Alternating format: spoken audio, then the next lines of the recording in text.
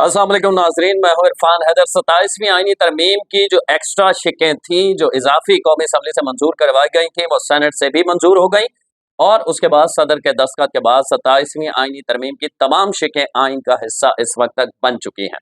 इस हवाले से तफसील से आपको बताऊंगा कि आज सेनेट में बाकी मांदा जो शिकें थी उनके मंजूरी के हवाले से क्या हुआ।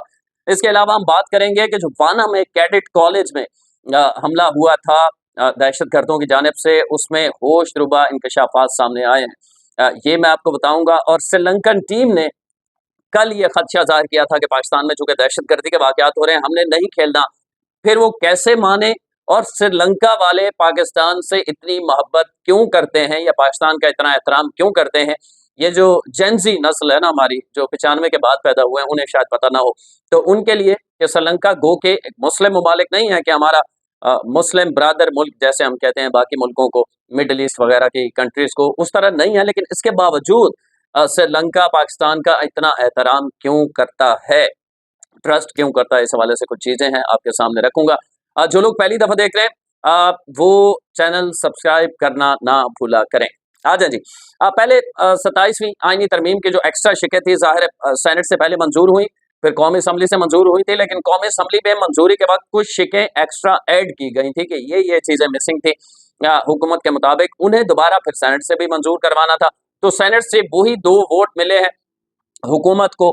एक सैफुल्लाह अबड़ो जो तहरीक इंसाफ ने जिन्हें सेनेटर बनवाया था, और दूसरे थे अहमद खान साहब जो JUI के थे। अब सैफुल्लाह अबड़ो ने जबानी तौर पर तो ये कह दिया था कि वो रिजाइन करते हैं, लेकिन अभी तक ऑफिशियली उन्होंने ना रिजाइन पेश किया है ना एक्सेप्ट हुआ है। जबानी एक्सेप्ट जाहिर है नहीं होता। यहाँ तक उन्हें कहा गया है, आज जब उन्होंने वोट डाला तो हुकूमत इतनी मेहरबान उन पे नजर आई कि उन्हें कहा गया है कि आप आए मेरे चैम्बर में बात करें। हो सकता है आपके इस रेजिग्नेशन के, इस्तीफा देने के ख्यालात जो हैं आपके, उन्हें हम तब्दील कर लें और आप रिजाइन ना करें। तो इस हवाले से भी बात हुई है। बहरहाल सदर के दस्तखत के बाद आज 27वीं आईनी तरमीम की तमाम 59 शिकें जो हैं वो आइन का हिस्सा बन चुकी हैं आज से। और आज ही के रोज हुकूमत का, ये मैं आपको पिछली वीडियो जो रेगुलर देख रहे हैं उन्हें बताता रहा हूं कि कौन कौन से जजेस होंगे। आईनी अदालत, पहले आईनी बेंच कहते थे, अब चूंकि आईनी अदालत होगी, जहां वफाकी शरई अदालत थी उस बिल्डिंग को आईनी अदालत अब कहा जाएगा। और वफाकी शरई अदालत के जो वहां पे जजेस बैठा करते थे वो इस्लामाबाद हाई कोर्ट मुंतकिल हो जाएंगे। तो 7 इब्तदाई तौर पर जजेस के नाम भी आ गए हैं। आईनी अदालत आज बन जाएगी एग्जीक्यूटिव ऑर्डर के थ्रू सदर के, और बाद में से पार्लियामेंट से दीगर जजेस ऐड करने होंगे तो उनको शामिल किया जाएगा। ये तो मामला है। कैडेट कॉलेज वाना पे हमला हुआ और तकरीबन 24 घंटे तक खबरें आती रहीं कि ऑपरेशन जारी है। अच्छा, इस ऑपरेशन में खुदा का शुक्र के कोई कैडेट जो है जिसकी जान नहीं गई, जो मालूमात सामने आई, और दहशत गर्दों को मार गिराया गया। अब जो होशरुबा इंकशाफात सामने आए, मैं इस हवाले से बताऊंगा आपको कि श्रीलंका हमसे इतनी मोहब्बत क्यों करता है या एहतराम क्यों करता है हमारा। कैडेट कॉलेज पर तमाम हमलावर जो थे, अब ये मालूमात सामने आई है कि उन तमाम का ताल्लुक अफगानिस्तान से था। अब सवाल ये उठता है कि वो पाकिस्तान में दाखिल कैसे हो गए। आप कहेंगे सिक्योरिटी लैब्स है। असल में पाकिस्तान का सबसे बड़ा तवील बॉर्डर अफगानिस्तान से मिलता है। इसे हम अपनी बदकिस्मती कहें, पड़ोसी बदले नहीं जा सकते, या जो भी कहें, 2600 किलोमीटर तकरीबन लेंथ बनती है, जबकि भारत जो असली दुश्मन है हमारा, उससे सिर्फ 900 किलोमीटर है। तो सबसे ज्यादा तवील बॉर्डर हमारा अफगानिस्तान से है। हर जगह से चेक करना कि कौन एंटर हो रहा है इतने तवील बॉर्डर में बहुत मुश्किल काम है। नामुमकिन तो मैं नहीं कहूंगा, लेकिन इतना मुश्किल है कि कहीं ना कहीं से वो झांसा देकर, बाढ़ भी लगाई गई थी आप जानते हैं, उसके बावजूद भी वो पाकिस्तान में दाखिल हो जाते हैं। अब जो मालूमात सामने आई है, हमले को पाया तकमील तक पहुंचाने का हुक्म खारजी नूर वली महसूद ने दिया था कि ये हमला करना है, प्लानिंग थी, मनसूबाबंदी खारजी जाहिद ने की। तमाम दहशतगर्द फोन पर हमले की हिदायत अफगानिस्तान से ले रहे थे। हमारे सिक्योरिटी एजेंसीज के पास अफगानिस्तान से वो जो राब्ते में थे, वो फोन रिकॉर्डिंग भी आ गई है। खारजी नूर वली महसूद के हुक्म पर हमले की जिम्मेदारी जैशुल हिंद ने कबूल की है। अब ये जैशुल हिंद एक ब्रांच है इन दहशत गर्दों की, हम कहें ब्रांच ही लफ्ज इस्तेमाल किया जा सकता है। जमातुल अहरार ने मुबैना तौर पर जिम्मेदारी इस्लामाबाद के हमले की कबूल की थी, और वाना के हवाले से आपको बता रहा हूँ। इसके अलावा ऑडियो लीक में खारजी जैशुल हिंद का नाम लेते सुना भी जा सकता है, और ये उर्दू में गुफ्तगू कर रहा है। असल में इन्हें ट्रेनिंग ये दी जाती है कि जब आप हमला कर रहे हो या हमसे बात कर रहे हो तो आप उर्दू में बात करें, ताकि तासुर ना जाए कि आपका ताल्लुक अफगानिस्तान से। हमले के तमाम साजो सामान अफगानिस्तान से फराहम किए गए हैं। ये मालूमात वाना हमले की सामने आई है, और कुछ लोग बड़े-बड़े सहाफ़ियाँ बड़े दावे कर रहे हैं कि खुदा न खास्ता 120 हमलावर खुदकुश जो हैं पाकिस्तान में दाखिल हो चुके हैं अफगानिस्तान से, को कुछ कह रहा है। ये बहुत ज़्यादा इस किस्म की बातें करके अवाम को डराया भी जा रहा है। ज़ाहिर है अफगानिस्तान जो है वो पाकिस्तान से दू-बदू जंग नहीं लड़ सकता, जिस तरह भारत को भी अब ये पता चल गया है कि वो दू-बदू हमसे नहीं लड़ सकता, जो उनका नुकसान हुआ। अब भारत इनको फाइनेंशियली मदद करता है, ट्रेनिंग देता है, और ये आगे पाकिस्तान में कार्रवाइयाँ करते हैं। इसी तरह अफगानिस्तान को भी पता है वो दू-बदू नहीं लड़ सकते, तो वो दहशतगर्दी की कार्रवाइयाँ पाकिस्तान में बढ़ाने का इरादा रखते हैं, और पाकिस्तान भी ये इरादा रखता है। मालूमात की बुनियाद पे आपको बता रहा हूँ कि अफगानिस्तान के अंदर फिर से हमले हो सकते हैं, पाकिस्तान जाके कर सकता है, वो एयर स्ट्राइक हो या कोई और तरीका हो, ये तो वक्त बताएगा। आज मोहसिन नकवी साहब ने इस्लामाबाद ब्लास्ट के हवाले से बड़ी दिलचस्प गुफ्तगू की है अवान में। मोहसिन नकवी ने गुफ्तगू में कहा है कि इस्लामाबाद के मरकजी मुलजिम तक पहुंच चुके हैं, जिसने इस्लामाबाद के चेहरी में 2 रोज कबल आपको बताया कि धमाका हुआ था, 12 अफराद मौके पर जहाँ बाक हो गए थे, 40 से ज्यादा जख्मी बताए जाते थे, जिसमें 25 क्रिटिकल थे जो शदीद जख्मी थे। मुलजिम का ताल्लुक मोहसिन नकवी वजीर दाखिला ने बताया कि अफगानिस्तान से है, श्रीलंकन टीम के खदशात थे, उनसे बात की है। अब ये श्रीलंका का वो सारा मामला है जो मैं आपको बताने की कोशिश करूंगा। श्रीलंकन टीम जो है, उन्होंने कल ये हुआ था, कल के वीडियो जिन्होंने देखी है मेरी, उसमें मैंने आपको बताया था कि उन्होंने कहा था कि हम यहाँ नहीं खेल रहे क्योंकि इस किस्म के वाकयात दहशतगर्दी के हो रहे हैं। जब इस्लामाबाद में धमाका हुआ, उससे चंद किलोमीटर के फासले पर रावलपिंडी क्रिकेट स्टेडियम में श्रीलंका और पाकिस्तान का पहला वनडे हो रहा था। तो जाहिर है तशवीश उनकी जायज भी है, लेकिन इसके जवाब में श्रीलंकन टीम के खदशात थे, उनसे बात की है। वजीर दाखिला मोहसिन नकवी कहते हैं उन्हें बॉक्स सिक्योरिटी देने का कहा गया है, जो जैसे कहा जाए कि स्टेट गेस्ट जो होते हैं उस लेवल की सिक्योरिटी, यानी किसी दूसरे मुल्क का सरबराह हमसे मिलने आए तो उसे जो सिक्योरिटी दी जाती है अब श्रीलंकन टीम को वो दी जा रही है। श्रीलंकन टीम ने बहादुरी से यहाँ रहने और खेलने का फैसला किया है, पाकिस्तान पे एतमाद है उनको। श्रीलंकन सदर ने अपनी टीम से खुद बात की और उन्हें पाकिस्तान में खेलने पर आमादा किया।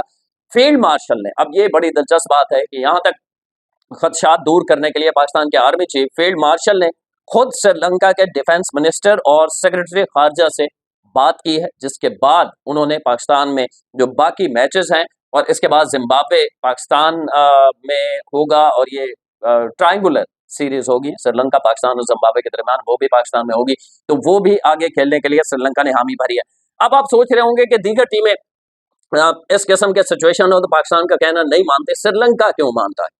असल में एक लंबा अरसा, ये मैं कह रहा था ना, जेंजीज को ये पता नहीं होगा, एक लंबा अरसा जिस तरह इस वक्त हमें दहशतगर्दी का सामना है, इसी तरह श्रीलंका ने तकरीबन 26 साल दहशतगर्दी का सामना किया।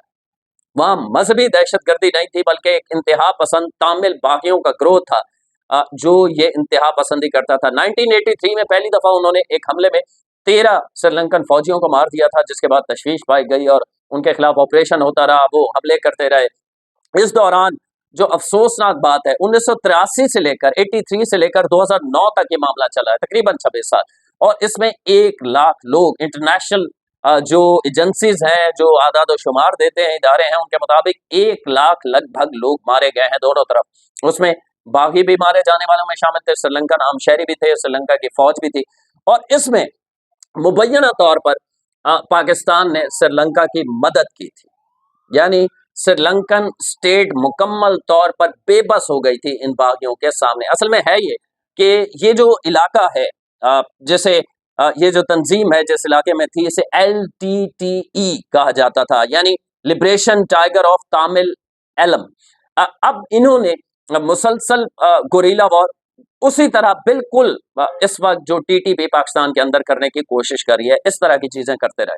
पाकिस्तान ने इनकी मदद की, और ये ऑफिशियली जाहिर है इसे बताया नहीं जाता, लेकिन ये जानते हैं बहुत सारे लोग कि पाकिस्तान ने श्रीलंका की मदद की थी, असलहे के मुताबिक भी उनकी मदद की, उन्हें उनके फौजियों को ट्रेन भी किया किस तरह आपने गोरीला वॉर लड़नी है, और कुछ एयर स्ट्राइक्स की भी खबरें आई थी कि पाकिस्तान ने अपने तैयारों के थ्रू उन बागियों पे किए थे, जिसके बाद 2009 में उनका जो सरबरा था बागियों का, वो जब मारा गया तो बाकायदा श्रीलंकन जो स्टेट थी, रियासत थी, उसने बाकायदा तौर पर जश्न का ऐलान किया था और फतह का ऐलान किया था। अब इन तामिल बागियों का मसला क्या था?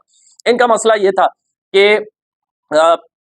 ये श्रीलंका के बागी थे, अलहदा स्टेट बनाना चाहते थे अपनी, और इन्हें फैसिलिटेट कौन कर रहा था, असला कौन दे रहा था, पैसा कौन दे रहा था? भारत दे रहा था। असल में जिस जगह ये मौजूद थे वहां समुद्री रास्ता है, और समुद्री रास्ता सिर्फ 30 किलोमीटर का है, उसके दूसरी तरफ भारत का बॉर्डर लगता है, और भारत इन्हें फैसिलिटेट कर रहा था। यानी बिल्कुल उसी तरह भारत 1983 से 2009 में श्रीलंका में करता रहा है, तामिल बागियों को सपोर्ट करके, जिस तरह इस वक्त जो दहशतगर्द हैं अफगानिस्तान में, टीटीपी हो या दीगर दहशतगर्द हो, जैसे दैशुल हिंद एक नई ब्रांच सामने आई है, इनको भारत असला दे रहा है, अफगानिस्तान के अंदर पैसा दे रहा है और पाकिस्तान के खिलाफ इस्तेमाल कर रहा है, क्योंकि भारत ये जानता है कि वो दू बदू जंग जो होती है वो पाकिस्तान से नहीं लड़ सकता।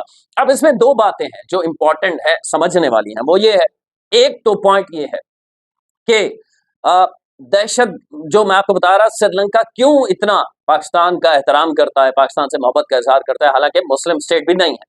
उसकी वजह यह है कि पाकिस्तान का बहुत बड़ा एहसान है श्रीलंका के ऊपर कि श्रीलंका की 26 साल बाद उन बागियों से जान छुड़ाई थी, पाकिस्तान की मदद की बदौलत ये मुमकिन हुआ था कि वो नाकाम हो गए थे, मुकम्मल क्रैश उन्हें किया गया था। अच्छा, और दूसरी आम बात यह है, जो लोग पाकिस्तान में ढंढोरा पीट रहे हैं कि इन दहशतगर्दों से मुज़ाकरात किए जाएं, तो वो जरा श्रीलंका की हिस्ट्री पढ़ लें। श्रीलंका जैसा कमजोर मुल्क, पाकिस्तान उससे कहीं ज्यादा ताकतवर है, पाकिस्तान के फौज उससे कहीं ज्यादा ताकतवर है, ट्रेंड है, वेल ट्रेंड है, सारा कुछ है हमारे पास। हम उनके सामने उनसे बातचीत करें या उनके सामने अपने आप को कमजोर जाहिर करें, जब श्रीलंका ने जाहिर नहीं किया मदद। उस वक्त भी श्रीलंका में भी उन बागियों की भारत कर रहा था, और पाकिस्तान में भी आप जानते हैं कि भारत कर रहा है। तो क्या हम उनके सामने घुटने टेक दें? इससे यह साबित होता है कि श्रीलंका ने, देखिए, स्टेट टू स्टेट जब जंग होती है तो बातचीत वहां की जाती है। अगर हमारी भारत से जंग हो, भारत को ठीक ठाक हमने मुंह तोड़ जवाब दिया, फिर उसके बाद हम रुके, अमेरिका के इंटरफेरेंस के बाद। जहां दहशतगर्द हो वहां बातचीत नहीं की जाती, उनका रगड़ा लगाया जाता है, उनको फेंटा लगाया जाता है। और तामिल बागियों को जिस तरह श्रीलंका ने पाकिस्तान की मदद से खत्म किया था, पाकिस्तान इन दहशतगर्दों को उसी तरह खत्म करेगा।